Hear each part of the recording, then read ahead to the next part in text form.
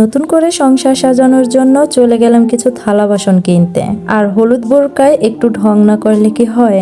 সকালবেলা পেঁপে খেলে নাকি পেটের জন্য খুবই ভালো, তো আমি সকালবেলা একটা পেঁপে কাটতে নিলাম। আর এই পেঁপেগুলো আমাদের গাছের, আগের ভিডিওগুলোতেও দেখিয়েছি পেঁপেগুলো গাছের ছিল। আসসালামু আলাইকুম, সবাই কেমন আছেন? আশা করছি আল্লাহর অশেষ রহমতে অনেক ভালো আছেন। আমরাও অনেক ভালো আছি আলহামদুলিল্লাহ। আজকে চলে আসলাম আমার সারাদিনের রুটিন নিয়ে। পেঁপের এত সুন্দর বিচি আমি ফালাই নাই, পেঁপের বীজগুলো আমি শুকিয়ে নিয়েছি আবার রোপণ করার জন্য। আর পেঁপেগুলো যেমন মজা তেমন মিষ্টি, আর গ্রানও অন্যরকম স্বাদ। আর এই তো দেখেন আমাদের গাছের পাতা আর মরিচ, এই ধনে পাতা আর মরিচগুলো দিয়ে রান্না করলে রান্না কিন্তু আরো বেশি সুস্বাদু হয়ে যায়।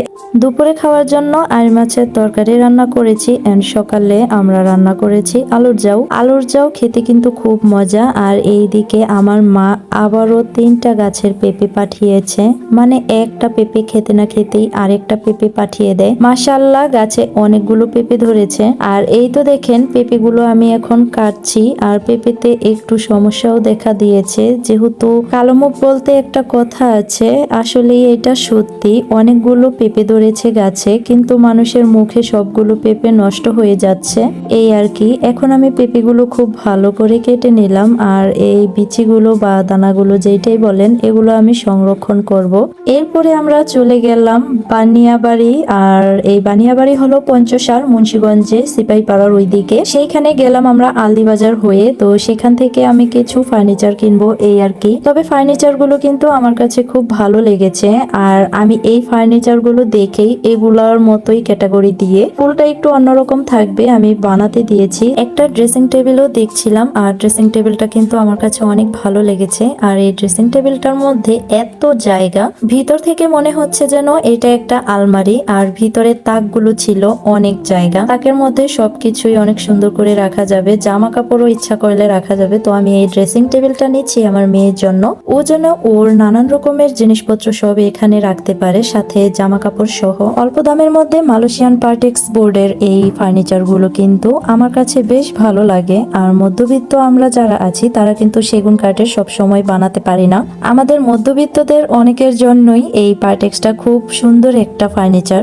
এখন আমি সিপাহীপাড়া থেকে চলে যাচ্ছি আমাদের বাড়ির উদ্দেশ্যে। আর সেখান দিয়েই আলদিবাজার গাড়ি থেকে নেমে একটা দোকানে গেলাম, এন্ড সেখানে আমি কিছু কাচের জিনিসপত্র কিনবো। আর এখান থেকে আমি কিছু মেলামানের প্লেটও কিনেছি। তবে আমার কাছে এই সবুজ ফুলের প্লেটগুলো, বাটিগুলো খুব ভালো লেগেছে। আর এই সবুজ ফুলের মধ্যে আমি সব রকমের বাটি আর হচ্ছে কাপ পিরিচ, তারপরে ফুল প্লেট, হাফ প্লেট, নানান রকমের, আর সাথে আছে রাইস প্লেট, আর অনেক রকমের বোল সিস্টেমও ছিল, 3 বাটি করে। তো সবকিছু আমি মিলিয়ে একসাথে করে একটা ডিনার সেট তৈরি করে কিনেছি। ডিনার সেটটাতে 6 পিস চামচ এন্ড 6 পিস কাপ, 6 পিস পিরিচ এরকম ভাবে সেট করা থাকে। তো সেই সেটটার বদলেই আমি এইরকম করে আমার নিজের মন মতো পছন্দ করে সাজিয়ে নিলাম ডিনার সেটটা। আর এই তো দেখেন আমার এই ডিনার সেট। দেন আমি বাসায় এসে সবগুলো সামান খুলে খুলে দেখছিলাম কি আনলাম, এই আর কি। নতুন সংসারে কত কিছুই না দরকার, তো একটা বদনাও নিয়ে নিলাম বাথরুমের জন্য। এখানে আমি আমার হাজবেন্ডের জন্য লুঙ্গিও নিয়েছি।